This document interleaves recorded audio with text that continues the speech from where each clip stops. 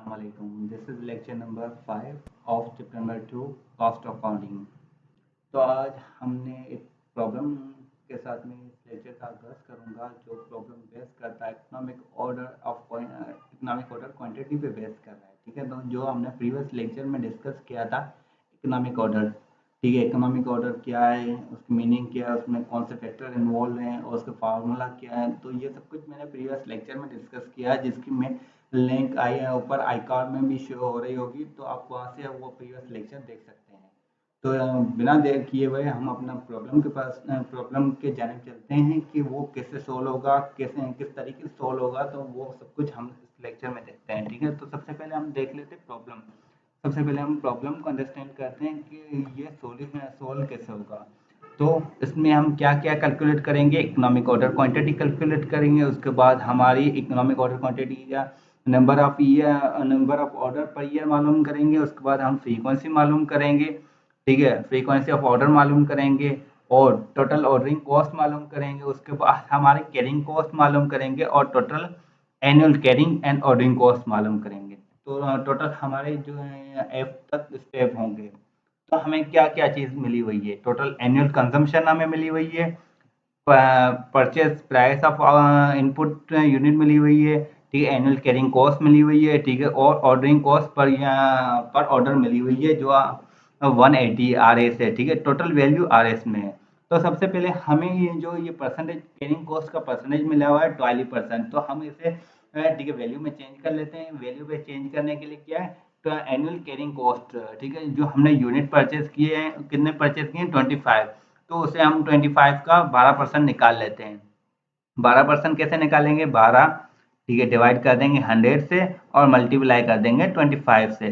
25 का टेबल 100 पे कितनी बार लगता है, 4 टाइम लगता है, और 25 पे 1 टाइम। ठीक है, ये आपने रूल पढ़े होंगे। ठीक है, अगर नहीं पढ़े तो यहाँ पे मैं सिंपल तरीके से यहाँ पे सॉल्व कर रहा हूँ, तो आप यहाँ से सीख सकते हैं। ठीक है ना, तो 4 का टेबल यहाँ पे कितनी बार लगेगा, 1 टाइम। ठीक है, और 12 पे कितनी बार लगेगा, 3 टाइम। तो हमारा आंसर क्या आ गया, 3 आंसर आ गया।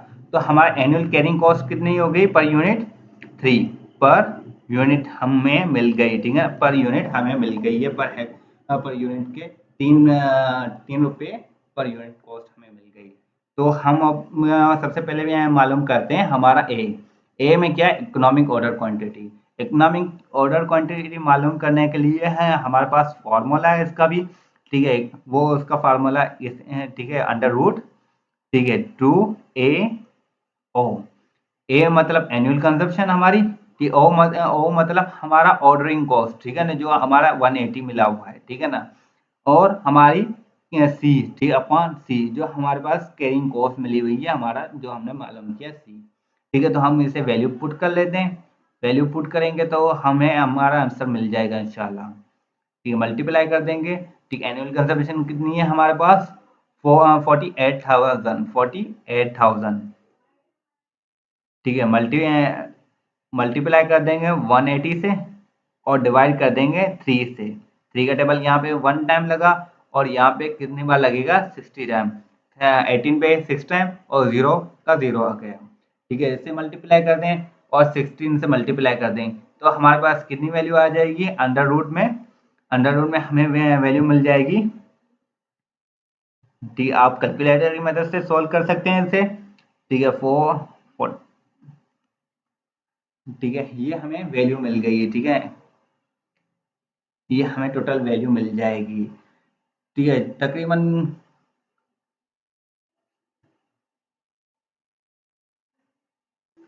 जो तकरीबन 57,16,000 बनता है, तो इसका मैं अंडर रूट निकालूंगा तो उसका तकरीबन बन जाएगा 2400 मिल जाएगा। ठीक है, 2400 का अंडर रूट है।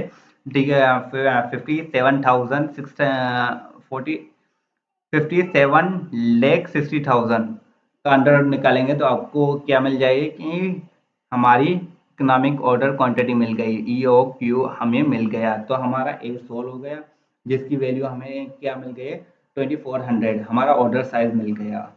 उसके बाद हम देखते हैं बी में हमें क्या कह रहा है कि economic order quantity number of order per year मालूम करने, number of order per year मालूम करने का हमारे पास फार्मूला है। ठीक है, उसका भी मालूम करते हैं अब हम। बी मालूम करेंगे number of order, number of order per year, per year, ठीक है, जिसका फार्मूला है टोटल एनुअल कंजम्पशन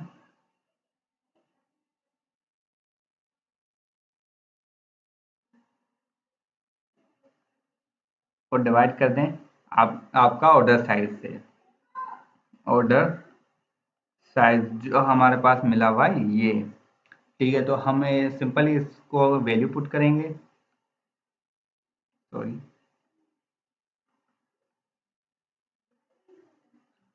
48,000 को डिवाइड कर दें 2400 से। 2 जीरो यहाँ से गए, 2 जीरो यहाँ से गए, ठीक है। 24 का टेबल 1 टाइम, यहाँ पे 24 का टेबल 2 टाइम और 0 यहाँ पे आ जाएगा। तो ये हमारा आंसर क्या आ गया, 20 आंसर आ गए। 20 ऑर्डर दिए हमने, ठीक है, एक साल में। नंबर ऑफ ऑर्डर हमें मिल गया, ठीक है ना, नंबर ऑफ ऑर्डर मिल गया। उसके बाद हम अपना सी मालूम करते हैं। सी में क्या कह रहा है, सी में हमें कह रहा है फ्रीक्वेंसी मालूम करनी है, फ्रीक्वेंसी ऑफ ऑर्डर मालूम करना है, ठीक है। फ्रीक्वेंसी ऑफ ऑर्डर मालूम करने का फार्मूला भी ऑफ ऑर्डर, ठीक है, उसका फार्मूला क्या है कि हमारे पास फ्रीक्वेंसी मतलब कितने रेट से हमने ऑर्डर किए हैं, कितने रिपीटेडली हमने ऑर्डर किए हैं, ठीक है, तो वो मालूम करेंगे हम। तो सबसे पहले हम वो उसका फार्मूला लिख लेते हैं। 365, क्योंकि साल में कितने दिन होते हैं, 365 होते हैं। Number of order, number of order हमें क्या मिलेगा, 20 नंबर ऑफ ऑर्डर। तो हम 365 डिवाइड बाई 20, तो इससे आप डिवाइड कर दें कि 1 टाइम लगा, यहाँ पे कितने बार लगेगा, 365 पे वो 18.25 टाइम लगेगा आंसर। ये आप कैलकुलेटर की मदद से भी सोल्व कर सकते हैं। अगर कैलकुलेटर नहीं है तो मैं आपको यहाँ पे एक बेसिक ट्रिक भी बता देता हूँ यहीं पे, ठीक है, तो वो आप वहीं से भी सीख सकते हैं, ठीक है ना। ये बेसिक मैथ ट्रिक से मैं ये आपको वो भी बता रहा हूँ, ठीक है। 365 है हमारा, ठीक है, और नीचे 20 है।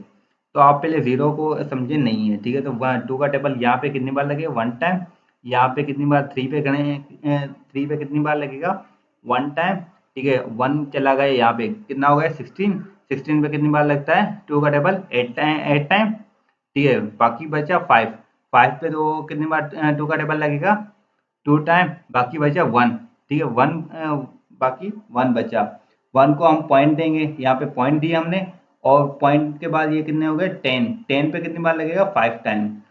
ये जीरो, अगर जीरो है यहाँ नीचे जीरो है, जीरो से डिवाइड कर देंगे तो ये पॉइंट यहाँ से निकल के यहाँ आ जाएगी, ठीक है, यहाँ आ जाएगी। तो क्या आंसर आ गया हमारा, 18.25। तो ये वैल्यू हमें मिल गई, ठीक है ना, ये वैल्यू हमें मिल गई, ये वैल्यू मिल गई। तो इस तरीके से भी आप सॉल्व कर सकते हैं, वरना आपके पास कैलकुलेटर होगा तो उसकी मदद से आप सिंपली डिवाइड कर दें तो आपको ये आंसर मिल गया, ठीक है। तो ये हमारी आ गई फ्रीक्वेंसी ऑफ ऑर्डर। उसके बाद हमारा आ जाता है सी के बाद हमारा डी आ जाता है। डी में हमें क्या मालूम करना है, ऑर्डरिंग कॉस्ट मालूम करनी है। ऑर्डरिंग कॉस्ट का फार्मूला क्या है, हम अब मालूम करेंगे अब डी, डी को है, डी आ गया हमारा ऑर्डरिंग कॉस्ट। ऑर्डरिंग कॉस्ट का सिंपल फार्मूला यहाँ पे एनुअल कंजप्शन हमारे आ गई, ठीक है ना। एनुअल में एसी लिख लेता हूँ, ठीक है, एसी एनुअल कंजप्शन, उसे डिवाइड कर दें हमारी ऑर्डर साइज से, ठीक है, ऑर्डर साइज से डिवाइड कर दें, ठीक है। हमारी एनुअल और मल्टीप्लाई कर दें हमारी ordering cost per order, ordering cost per order से मल्टीप्लाई कर दें, ठीक है। तो ऑर्डरिंग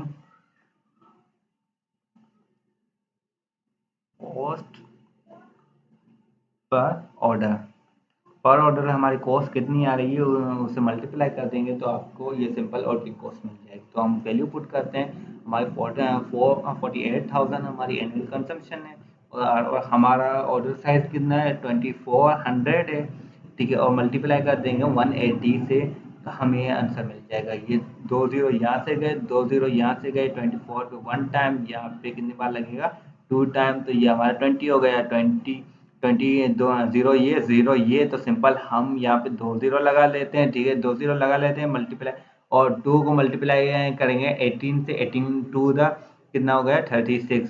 तो ये हमारा आंसर आ गया। ये हमें क्या मिल गई, ऑर्डरिंग कॉस्ट मिल गई। हमारे पास ठीक आंसर आ गया। उसके बाद हमारा ई है, यहाँ पे हम क्या कैरिंग कॉस्ट मालूम करेंगे।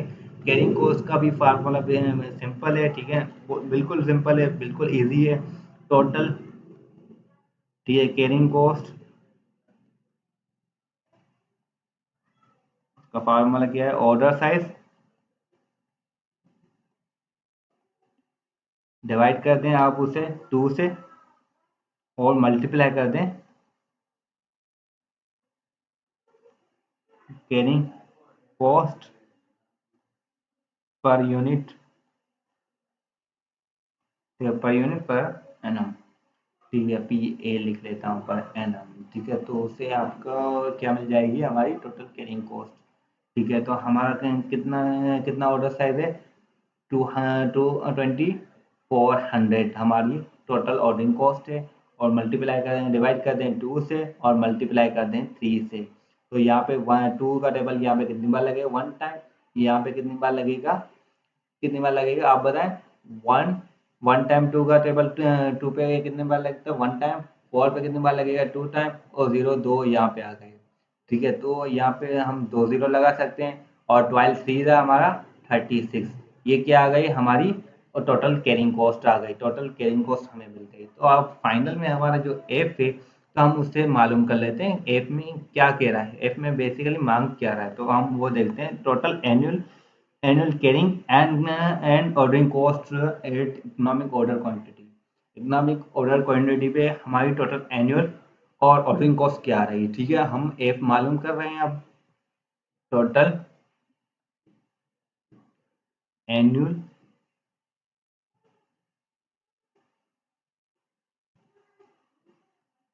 कैरिंग एंड ऑर्डरिंग,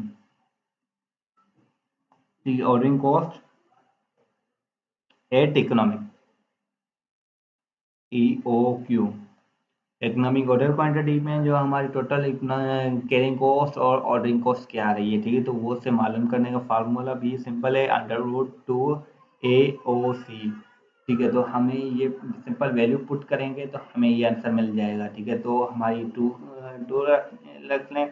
और एनुअल कंजम्पशन हमारी कितनी है, मल्टीप्लाई कर दें, एनुअल कंजम्पशन हमारी कितनी है, ठीक है, 48,000, ठीक है। मल्टीप्लाई कर दें, ऑर्डरिंग कॉस्ट क्या है हमारी, ऑर्डर है 180, ठीक है। मल्टीप्लाई कर दें सी से, हमारा पर यूनिट क्या है, कैरिंग कॉस्ट क्या है, 3। तो उसका सिंपल आंसर आप निकालेंगे तो अंडर रूट पे सबसे पहले इन सबको मल्टीप्लाई कर लें और फिर अंडर रूट निकालेंगे तो उसका आंसर क्या आएगा, 7200। तो ये हमें क्या मिल गया, एफ मिल गया। Total annual carrying and ordering cost ये हमें मिल गई। तो ये था आज का लेक्चर। तो हम इसे रिकेप कर लेते हैं। तो सबसे पहले हमने क्या मालूम किया, सबसे पहले हमने इकोनॉमिक ऑर्डर क्वांटिटी मालूम की। सबसे पहले हमने इकोनॉमिक ऑर्डर क्वांटिटी मालूम की, जो हमें क्या वैल्यू मिली, 2400। उसके बाद हमने number of order per year मालूम किए, वो कितने थे, 20 थे।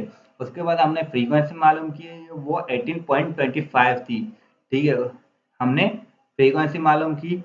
उसके बाद हमने ऑर्डरिंग कॉस्ट मालूम की कि क्या थी, ऑर्डरिंग कॉस्ट क्या थी, 3,600, मतलब 3,600 थी, ठीक है। उसके बाद हमारी टोटल कैरिंग कॉस्ट क्या थी, 3600 थी हमारी कैरिंग कॉस्ट।